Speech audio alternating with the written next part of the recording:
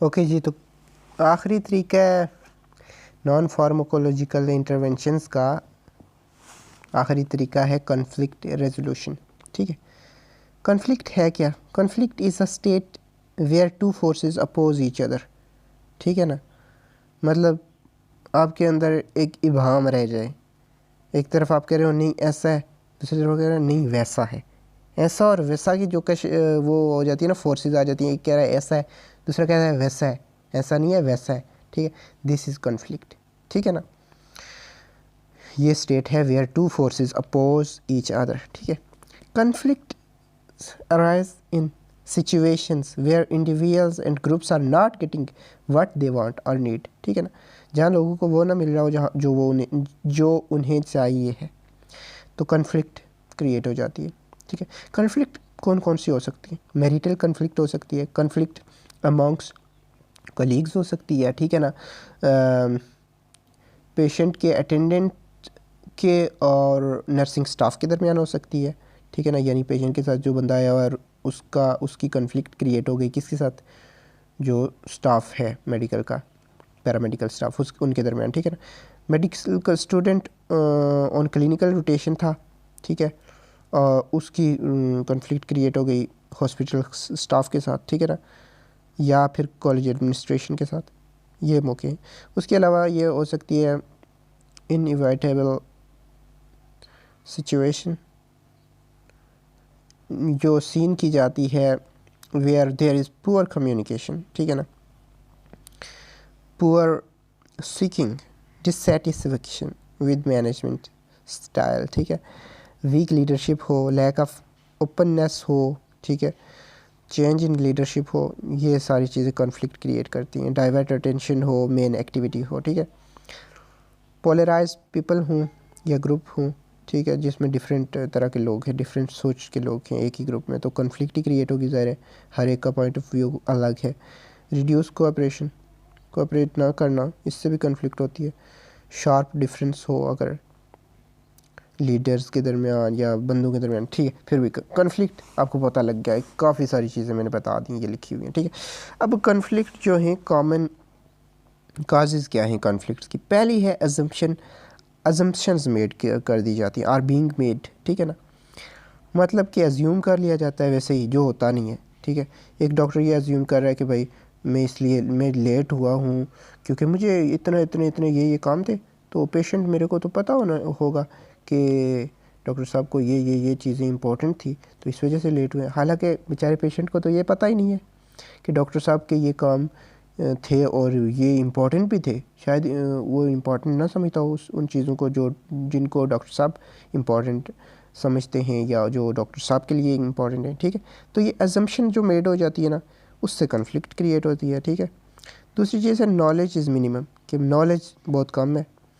अब होगा ये कि आप बायोप्सी कर रहे हैं, ठीक है, स्टोमक की या किसी भी चीज़ की। ठीक है, तो बायोप्सी में आप को जो है ना सस्पिशन है।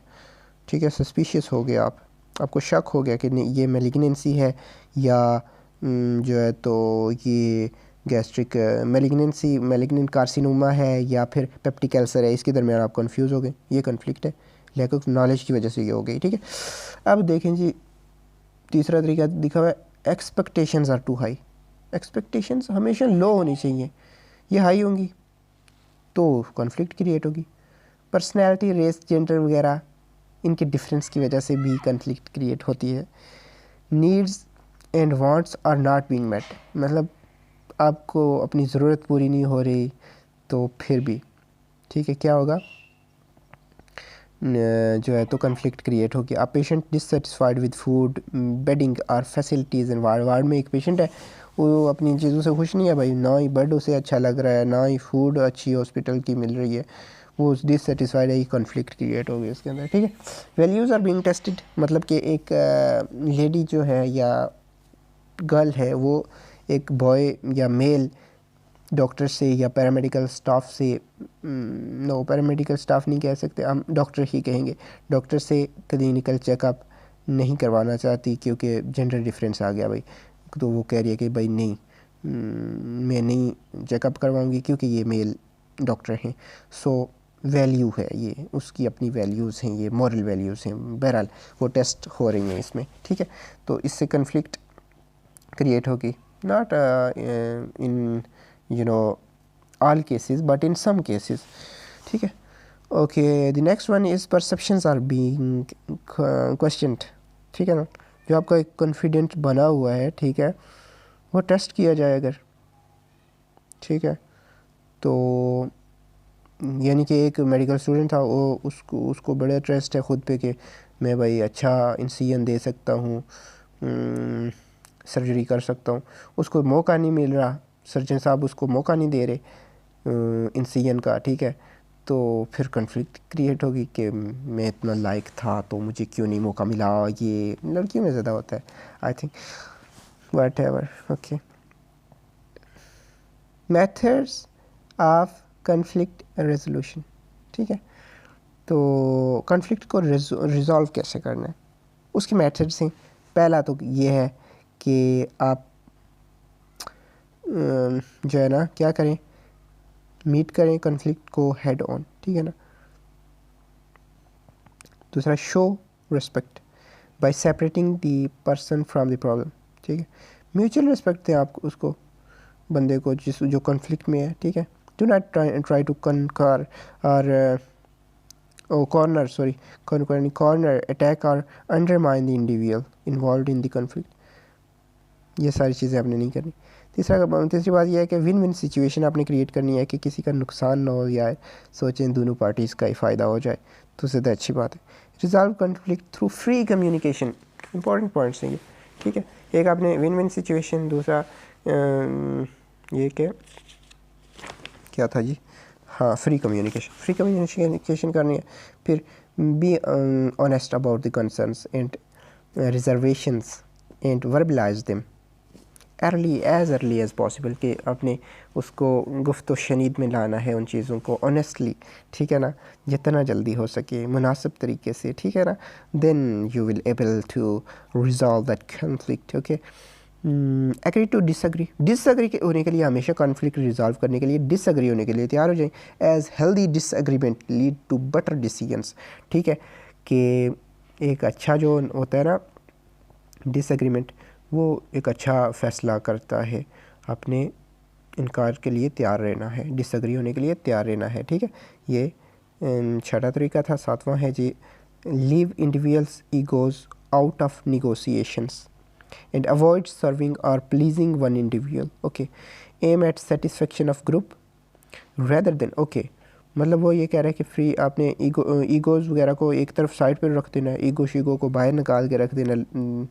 ग्रुप्स की जो भी कन्फ्लिक्ट में हैं उनको आप जो है सर्व कर रहे हैं, उनको सेटिस्फाई कर रहे हैं, तो आप पूरे ग्रुप को सेटिस्फाई करने की कोशिश करें, ना कि एक इंडिविजुअल को सेटिस्फाई करके आप कहें कि हमने रिजॉल्व कर ली कन्फ्लिक्ट, ठीक है। ऐसा होना चाहिए। फिर if you are coordinating the dialogue, let the negotiation team create solution rather than handling over the solution.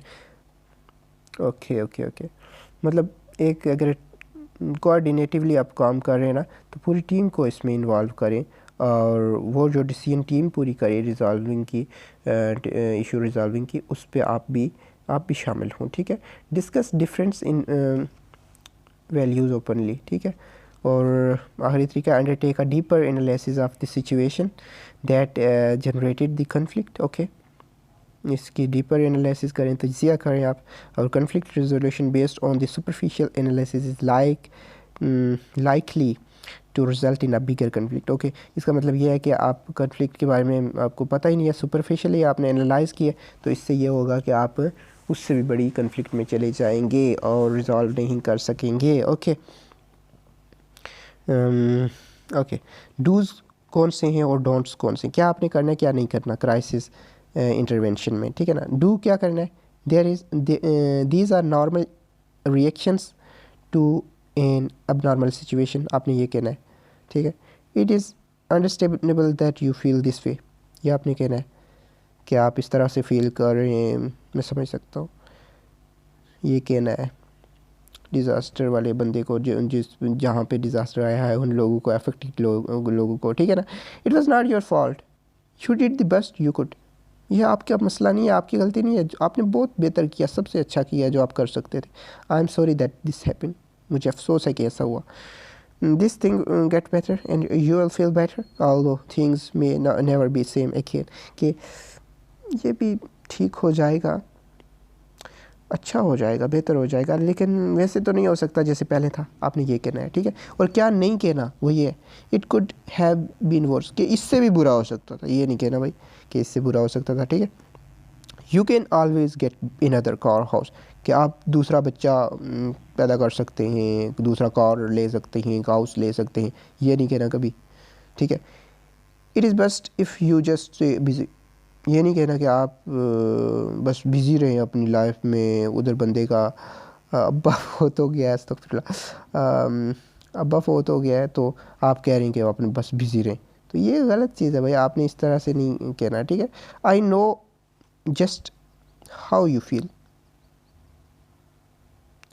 I know, हाँ ये नहीं कहना कि आप जैसा फील करें मैं ऐसा महसूस कर सकता हूँ, नो, ठीक है, ये नहीं कहना, क्योंकि आप वैसा तो नहीं महसूस कर सकते जैसा वो बंदा कर सकता है, ठीक है, जो रियली जिस पे असर हुआ है उस चीज़ का।